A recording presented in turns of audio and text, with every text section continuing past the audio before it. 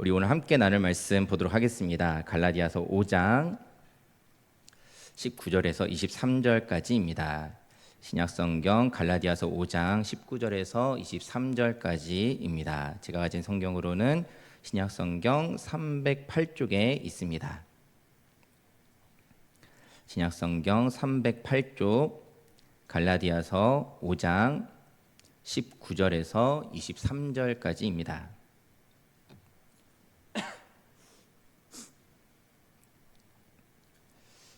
우리 오늘 말씀 한 절씩 교독하도록 하겠습니다. 육체의 일은 분명하니 곧 음행과 더러운 것과 호색과 우상숭배와 주술과 원수 맺는 것과 분쟁과 시기와 분냄과 당짓는 것과 분열함과 이단과 투기와 술 취함과 방탕함과 또 그와 같은 것들이라. 전에 너희에게 경계한 것 같이 경계하노니 이런 일을 하는 자들은 하나님의 나라를 유업으로 받지 못할 것이요 오직 성령의 열매는 사랑과 희락과 화평과 오래 참음과 자비와 양성과 충성과 함께 읽겠습니다. 온유와 절제니 이 같은 것을 금지할 법이 없느니라. 아멘. 우리 오늘 함께 읽은 말씀을 가지고 일과 열매라는 제목으로 같이 말씀을 나누려고 합니다.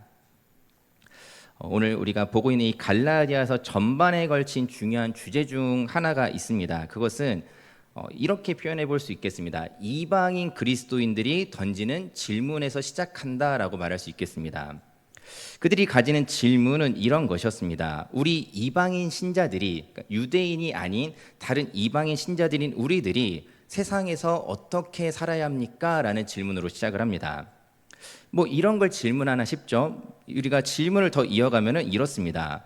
우리가 하나님의 언약 백성으로 살기 위해서는 유대인들처럼 유대적 삶의 방식을 가지고 살아야 합니까? 라는 질문을 던지고 있는 겁니다. 이 갈라디아서를 이제 배경으로 하는 그 가운데는 이 이방인 출신 그리스도인들과 유대 출신 그리스도인들이 존재를 합니다. 이방인 출신 그리스도인들이 말하는 유대적 삶의 방식이란 유대인들이 주장하는 율법주의에 기반한 삶의 방식을 이해합니다. 이를테면 유대인들처럼 할례를 받고 그들이 이야기하는 유대 전통을 따라야만이 하나님의 언약 백성으로 인정받을 수 있는 것입니까? 라고 묻고 있는 질문입니다. 이 질문에 대한 사도 바울의 대답을 한 문장으로 요약하면 이렇습니다. 갈라디아서 5장 16절 상반절에서 이렇게 말합니다. 내가 이르노니 너희는 성령을 따라 행하라. 사도 바울이 제시하는 바 하나님의 언약 백성으로 살기 위해서는 유대적 삶의 방식, 유대인들이 가는 그 길을, 그 유대인들을 따라가는 것이 아니라 오직 성령을 따라가면 됩니다라고 답변하고 있는 것이죠.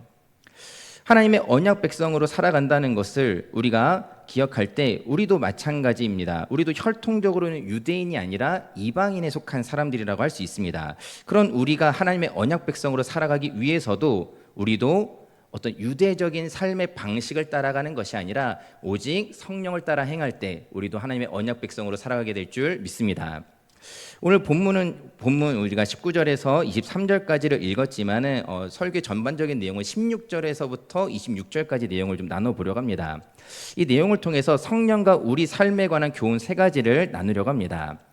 성령을 따라 행하는 삶이란 무엇인가? 라는 질문에 대한 답을 나누려고 합니다. 첫 번째로는 성령을 따라 행하는 삶이란 성령을 뒤따라 걷는 삶이라는 것입니다. 16절에서 우리로 성령을 따라 행하라 라고 이야기합니다. 이 따라 행하라 라는 것은 말 그대로 성령을 뒤따라가라는 의미입니다. 이 원어적인 의미를 살면서 본문을 보면은 성령 안에서 걸어라 라고도 표현할 수 있습니다.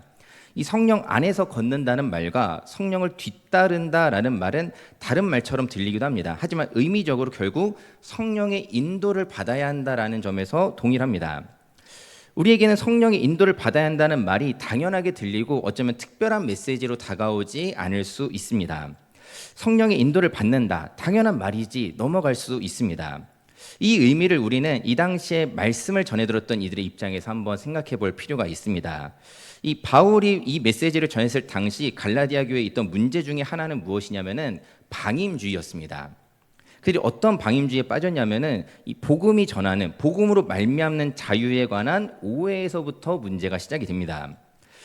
우리가 그런 이야기들을 하죠. 지나친 자유는 좋지 않다라고 이야기할 수 있습니다.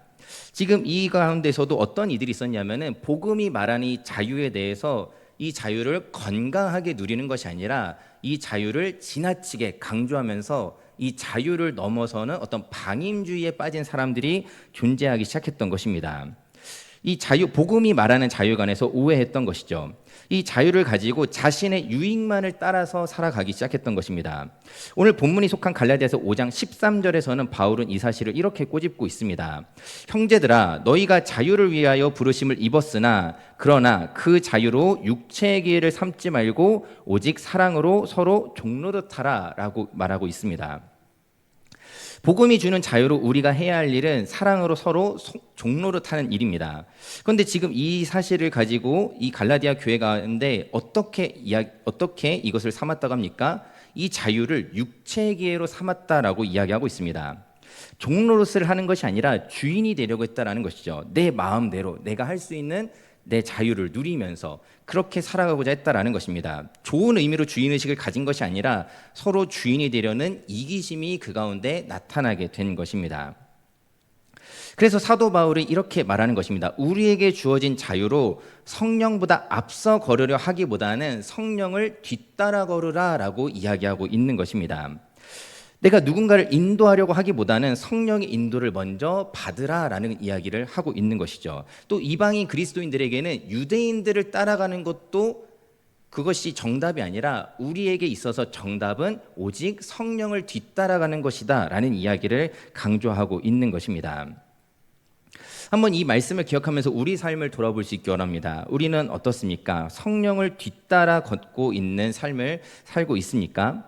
아니면 성령을 앞서 걸으면서 성령을 마치 내 조수처럼 따라오게 하려는 삶을 살고 있지는 않습니까?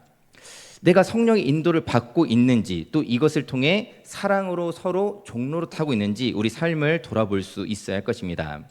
갈라디아서 5장 26절에서는 이렇게 말합니다. 헛된 영광을 구하여 서로 노엽게 하거나 서로 투기하지 말지니라 라고 이야기했습니다. 이 헛된 영광을 구한다라는 말을 조금 쉽게 이야기하자면은 잘난 체 한다라는 겁니다. 누군가에게 보여질 수 있는 나의 어떤 것들을 자랑하는 것, 그것이 이제 헛된 영광을 구하는 것입니다. 잘난 체를 하면서 내가 옳아라고 이야기하는 것이죠. 내가 옳아라는 것은 그런 어떤 주장들을 펼치면서 이야기하는 겁니다. 그러니까 나를 따라와. 이 당시 이제 유대인 그리스도인들이 가지고 있었던 잘못된 태도 중에 하나가 이것입니다. 내가 가지고 있는 게 맞아. 내가 알고 있는 게 옳아. 그러니 너희들은 우리를 따라오면 돼. 나를 따라오면 돼. 라고 하는 것입니다. 성령을 뒤따르라고 성경은 분명하게 우리에게 말씀하고 있다는 사실을 우리는 기억해야 됩니다. 나 자신의 옳음으로 내가 알고 있는 것이 맞다라는 것을 우리가 어떤 복음의 진리를 가지고 있지만은 그렇다고 해서 언제나 내가 옳다라고 주장할 수 없습니다. 우리도 얼마든지 넘어지고 실수할 수 있는 사람이라는 것을 기억하면서 내가 옳으니 무조건 나를 따라와 이런 자세가 아니라 우리 또한 오직 성령을 뒤따라야 하는 존재라는 것을 우리는 결코 잊지 말아야 됩니다. 우리가 이제 부르는 찬양 가사에도 이런 가사가 있습니다. 설교를 준비하면서 떠올랐는데 가사 내용 중에 이런 게 있었습니다. 주님보다 앞서지 않고 겸손하게 주님의 말씀 기다리리. 주님 손에 의를 드립니다. 사랑으로 인도하소서. 혹시 이 찬양 가사 들어본 일이 있으신가요? 오늘 이곳에 계신 성령님이라는 찬양의 가사 중 일부입니다. 그렇습니다. 성령님의 인도를 받아야 우리는 사랑으로 인도받을 수 있습니다. 이 가사에서도 지금 사랑으로 인도하소서라는 것은 하나님 나를 그냥 좀 따뜻하게 대해주세요라는 어떤 의미가 아니라 하나님이 말씀하시는 그 사랑으로 우리가 가기 원합니다. 하나님이 말씀하신 그 사랑으로 우리를 이끌어 주십시오. 서로 사랑으로 종노릇하는 하나님이 말씀하시는 그 사랑으로 우리를 이끌어 주십시오. 내가 주님을 뒤따라가겠습니다 라는 고백으로 우리가 이러한 고백들을 드려야 할 줄 믿습니다. 그러므로 성령을 뒤따라 행하여 주님의 사랑으로 향하는 저와 여러분 될 수 있기를 바랍니다. 헛된 영광을 추구하면서 잘난 체 하는 것이 아니라 성령을 겸손히 따르는 진정한 사랑으로 향하는 우리 모두 되기를 바랍니다. 그렇다면 우리가 겸손히 성령을 따르기 위해서 어떻게 해야 할까요? 우리가 성령을 따라 행하는 삶 두 번째는 십자가에 못 박힌 삶이라는 것입니다. 갈라디아서 5장에서는 성령을 따라 행하는 사람들을 이렇게도 부릅니다. 24절을 보면은 그리스도 예수의 사람들은 이라고 표현합니다. 그리스도 예수의 사람들은 육체와 함께 그 정욕과 탐심을 십자가에 못 박았다라고 이야기합니다. 달리 표현하자면 성령을 따라 행하는 사람이란 그 정욕과 탐심을 십자가에 못 박은 사람이다라고 말할 수 있습니다. 자기 육체를 십자가에 못 박지 않으면 그렇다면 어떻게 될까요? 육체의 일을 따르게 된다는 것입니다. 육체의 일이란 오늘 우리가 함께 읽은 본문의 내용이기도 합니다. 19절을 우리가 한번 좀 다시 보겠습니다. 19절부터 21절까지 이 육체의 일에 관해서 다양하게 열거하고 있습니다. 그리고 이 육체의 일에 대해서 열거할 때 이런 표현을 씁니다. 육체의 일은 분명하니라고 말하고 있습니다. 분명하다라는 말은 흐릿하지 않고 또렷하다라는 것이죠. 이것이 보기에 따라 달라 보이는 어떤 것이 아니라는 것입니다. 어떤 것들이 있는지 우리가 다시 한번 눈으로 한번 보길 원합니다. 19절에서 21절에서 말하는 육체의 일들은 다음과 같은 것들입니다. 음행, 더러운 것, 호색, 우상숭배, 주술, 원수 맺는 것, 분쟁, 시기, 분냄, 당짓는 것, 분열함, 이단, 투기, 술 취함, 방탕함. 이 중에 보기에 따라서 괜찮다라고 말할 수 있는 것이 있나요? 이거는 생각하기에 따라서 나름 괜찮을 수도 있어 라고 생각할 만한 게 있습니까? 우리가 한 가지만 골라서 얘기해 볼까요? 음행은 보기에 따라서 괜찮은 것이라고 말할 수 있습니까? 그렇지 않습니다. 우상숭배를 우리가 경우에 따라서는 용인할 수 있다라고 말할 수 있습니까? 그렇지 않다라는 것입니다. 오늘 21절에서도 이렇게 결론을 내립니다. 이런 일을 하는 자들은 하나님의 나라를 유업으로 받지 못한다라고 이야기를 하고 있습니다. 우리가 이 구절을 잘못 이해해서 어떤 일로 하나님 나라가 결정된다라고 이야기하는 것으로 오해해서는 안 될 것입니다. 이런 일을 하기 때문에 하나님 나라에 들어가지 못한다라는 의미가 아닙니다. 오히려 이 말씀을 통해서 우리의 뿌리를 확인해야 한다라는 것입니다. 우리말에 이런 표현이 있죠. 콩 심은 데 콩 나고 팥 심은 데 팥 난다. 나는 콩을 심었다고 믿었는데 팥이 열렸습니다. 그러면 우리가 이 상황을 어떻게 이해해야 맞는 것이죠? 난 콩 심었어 라고 우기면 되나요? 그 열린 것이 분명히 팥인데 나는 콩을 심었다고 믿었으니 이것은 콩이야 라고 우기는 게 맞겠습니까? 그렇지 않습니다. 내가 잘못 심었구나, 잘못 알았구나, 그렇게 인지해야 하는 것이 맞는 것이죠. 우리가 성령의 인도를 받고 있는지 돌아볼 때 무엇이 내 삶에 드러나고 있는지를 우리가 살펴볼 필요가 있다라는 것입니다. 나는 성령의 인도를 받는다고 주장하지만은 내게서 육체의 일만이 드러나고 있다면은 나는 내 육체를 그리스도 앞에 십자가에 못 박았다라고 주장할 수 없다라는 것입니다. 그런 의미에서 성령의 인도를 따르는 사람은 자기 육체를 십자가에 못 박아 육체의 일이 드러나기보다 하나님께서 원하시는 그러한 결과로 드러나게 된다는 것을 우리 모두 기억해야 할 줄 믿습니다. 그렇다면 어떻게 이 삶이 드러나게 되는 것일까요? 성령을 따라 행하는 삶 세 번째는 성령의 열매를 맺는 삶입니다. 우리가 앞서도 잠시 예시를 든 것처럼 콩을 심었으면 콩이 나야 합니다. 이와 같이 성령 안에서 사는 사람은 성령으로 말미암는 열매가 맺혀야 합니다. 성령의 열매를 맺는다는 말에서 우리가 두 가지 의미를 생각해 볼 수 있습니다. 하나는 열매를 통해서 그 나무가 무엇인지 드러난다라는 점입니다. 우리가 한번 사과로 예를 들어보겠습니다. 사과를 심으면 사과 나무의 열매가 맺힙니다. 이것을 다르게 보자면은 이 열린 그 열매를 보고 사과가 열린 걸 보고 이 나무가 사과 나무인 것이 확인이 됩니다.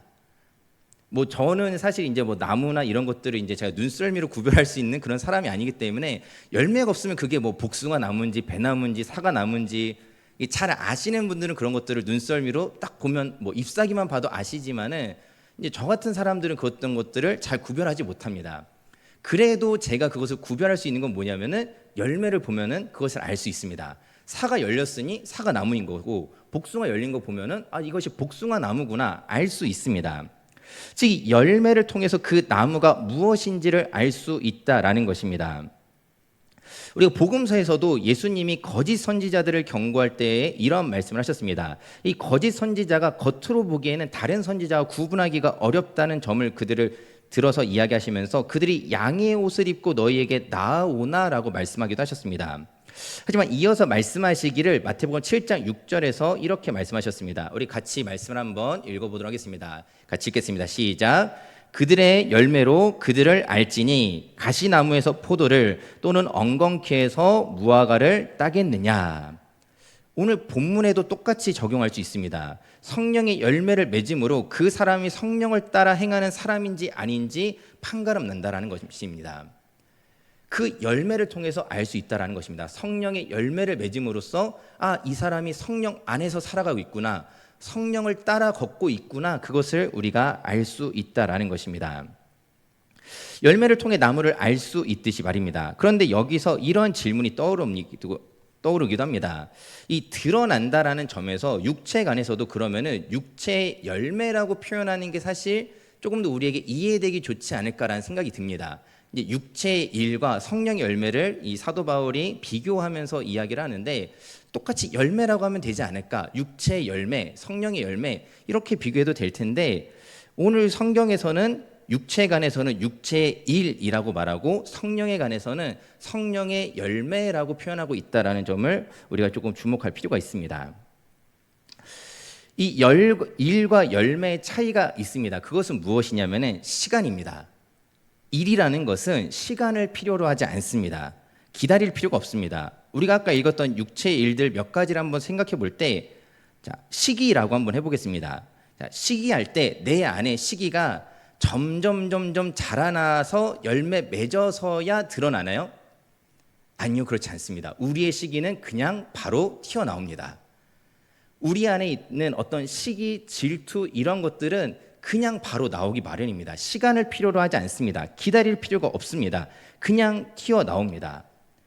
그 외에 다른 것들, 음행, 우상숭배, 주술 이런 것들이 어떤 우리가 마치 어떤 하나의 씨앗을 심어놓고 그것이 열매 맺기까지 기다려야 그 열매가 드러나듯이 육체의 일이 그렇게 드러나지 않습니다. 일이라는 것은 그냥 나타나는 것입니다. 그냥 드러나는 것이죠. 하지만 열매는 어떻습니까? 반드시 기다림이 필요합니다. 열매는 반드시 기다려야 합니다. 내가 어제 사과를 심었으니 오늘 먹을 수 있습니까? 내가 어제 사과를 심고 내일이면 내가 맛있는 사과를 꼭 먹을 거야, 내가 그렇게 바란다고 해서 우리가 사과를 수확할 수 있습니까? 절대 그럴 수 없습니다. 아니면은 내가 생각할 때 그래, 하루는 너무 짧지, 열흘만 기다리자, 심어놓고 열흘을 기다린다고 해서 사과가 열리나요? 그렇지 않다라는 것입니다. 기다려야 됩니다. 언제까지 기다리느냐? 내가 생각한 그때까지가 아니라 열매가 맺힐 때까지 기다려야 한다라는 것입니다. 열매를 보는 일이 그래서 누군가에게는 굉장히 지루한 일일 수도 있습니다. 그러나 그때가 되기까지 기다려야 한다는 사실을 우리는 부정할 수 없습니다. 성령의 열매도 마찬가지입니다. 내가 오늘 믿었다고 해서 바로 어떤 일이 되어지지 않다라는 것입니다. 성령의 열매로 열거되는 내용이 무엇이었습니까? 우리 22절부터 23절 말씀을 다시 한번 같이 읽어보도록 하겠습니다. 오늘 본문인 갈라디아서 5장 22절부터 23절까지 말씀 같이 읽겠습니다. 시작. 오직 성령의 열매는 사랑과 희락과 화평과 오래 참음과 자비와 양성과 충성과 온유와 절제니 이 같은 것을 금지할 법이 없느니라. 아멘. 이런 성령의 열매가 하루아침에 드러나지 않는다라는 의미입니다. 기다려야 됩니다. 하나님께서 이것을 열매 맺게 하실 때까지는 우리는 기다려야 됩니다. 이것은 우리 자신을 볼 때도 마찬가지고 우리 이웃을, 우리의 지체를 바라볼 때에도 마찬가지입니다. 우리는 혹시 이런 생각을 가질 때가 있지 않나 싶습니다. 누군가를 보면서 이 정도면 이제 된 것 같은데, 이 정도 시간이 지났으면 이래야 할 것 같은데 저 사람은 왜 아직도 저 수준이지? 우리가 입 밖으로 내지 못하지만 혹여 누군가를 바라보면서 이를테면 이런 것이죠. 저 사람 교회 오래 다녔는데 왜 아직도 신앙의 수준이 저 정도지? 내 어떤 기준을 가지고 누군가를 판단하는 어떤 그런 생각들이 우리에게 들 때도 있을지 모르겠습니다. 우리가 이제 또 부모님들은 자녀들을 보면서 혹시 이런 조급함이 생기지 않나 싶습니다. 우리 자녀들이 이제 이 정도 했으면은 이런 열매를 맺어야 될 것 같은데 내가 생각하는 그 열매가 나오지 않는 것입니다. 하지만 여러분, 이것은 이상한 것이 아닙니다. 과정 중이라서 그런 겁니다. 우리가 덜 자란 열매를 보면서 그것을 이상하게 여기는 게 오히려 이상한 겁니다. 뭐 앞서서도 제가 이제 사과 말씀을 드렸는데 뭐 이를테면 이런 것이죠. 사과 나무를 보면서 봤더니 저기 뭐 이제 조그만 초록색 뭐 하나 열려 있습니다. 그거 보면서 에이 저거 왜 저래? 사과가 왜 저래? 라고 얘기하는 거는 제가 이상한 겁니다. 그렇죠? 제가 만일 사과 나무에 열린 그 조그만 초록색 열매, 아직 덜 자란 것을 아직 더 기다려야 하는 것을 보면서 에이 사과가 왜 저래? 라고 한다면 그것은 제가 이상한 것이 될 수밖에 없습니다. 마찬가지입니다. 열매라는 것은 우리 삶의 열매라는 것도 하루아침에 열리지 않는다라는 것입니다. 기다려야 합니다. 반드시 기다려야 하는 것이고 그 기다림은 하나님이 우리를 기다리게 하시는 그때까지 기다려야 한다는 사실입니다. 하나님께서는 우리를 반드시 기다리게 하십니다. 그러면서 우리는 자꾸 중간을 보면서 근데 이런 생각들을 하는 거죠. 왜 그러지? 왜 저러지? 왜 이것밖에 안 되지? 자꾸 생각하는 것입니다. 때로는 자기 자신을 보면서도 그런 겁니다. 나는 왜 이 정도밖에 안 되지? 나는 왜 이럴까? 우리의 생각의 초점을 바꿀 수 있기 바랍니다. 우리가 초점을 맞춰야 하는 일은 열매를 바라보는 일이 아닙니다. 성령을 따라가는 일에 우리 초점을 맞추는 저와 여러분 되길 소망합니다. 우리가 이 성령의 열매를 생각할 때에도 열매에 너무 집착하면 안 됩니다. 중요한 것은 무엇입니까? 내가 성령 안에서 성령을 뒤따라가고 있으면은 열매는 하나님이 하나님의 때에 반드시 맺게 하신다는 것을 반드시 기억하시기 바랍니다.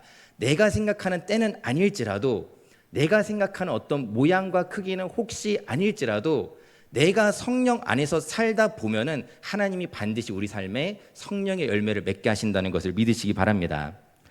오늘 본문도 분명하게 이야기합니다. 이 같은 것을 금지할 법이 없느니라.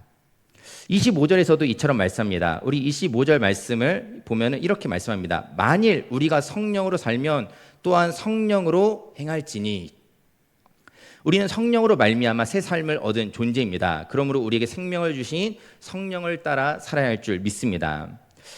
우리가 오늘 설교를 시작하면서 이 이방인 출신 그리스도인들의 질문을 우리에게 적용해 보았습니다. 어떻게 살아야 하나님의 언약 백성으로 살기 위해서 무엇을 따라야 할까? 사실 정답은 분명합니다. 성령을 따라 살아가야 합니다. 우리가 성령을 따라 살아간다는 것, 근데 그 당시에 이 유대인들이 이야기하는 것은 자꾸 자신들의 어떤 일을 따라오게 했습니다.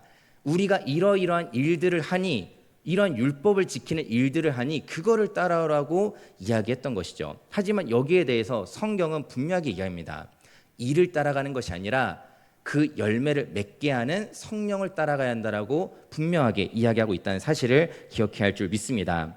우리가 이러한 삶을 살아갈 때 결국에 반드시 하나님께서 열매 맺게 하심을 또한 믿으시기 바랍니다.